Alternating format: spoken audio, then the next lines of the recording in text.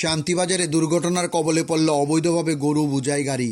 শান্তিবাজারে প্রতিনিয়ত অবৈধভাবে গরু পাচার করে নিয়ে যাচ্ছেন কিছু সংখ্যক লোকজন। এর মধ্যে আজ শুক্রবার শান্তিবাজারে থানার সামনের দিক দিয়ে যাওয়ার সময় TR081607 নম্বরের গরু বোঝাই গাড়িকে পুলিশ আটকানোর প্রয়াস করেন শান্তিবাজার থানার পুলিশের উপস্থিতি টের পেয়ে গরু বোঝাই গাড়িটি দ্রুত গতিতে পালিয়ে যাওয়ার সময় শান্তিবাজার বিএসএনএল টেলিফোন অফিস সংলগ্ন এলাকায় গাড়িটি দুর্ঘটনার কবলে পড়েন। পরবর্তী সময় পুলিশ ঘটনাস্থল থেকে গাড়িসহ গরুগুলিকে শান্তিবাজার থানায় নিয়ে আসেন। জানা যায় এই গাড়িতে ছোট বড় মিলিয়ে সর্বমোট 10টি গরু উদ্ধার করা হয়।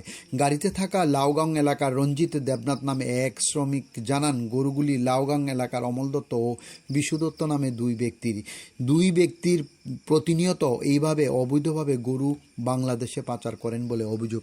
পরবর্তীতে পুলিশ সুষ্ঠু ঘটনা তদন্ত করছেন এবং এই ঘটনার সঙ্গে আর কে কে যুক্ত রয়েছেন গোটা বিষয়টি তদন্ত করছেন বলে জানা যায়। ডিউরি রিপোর্ট, খোয়াই টাইমস বাংলা।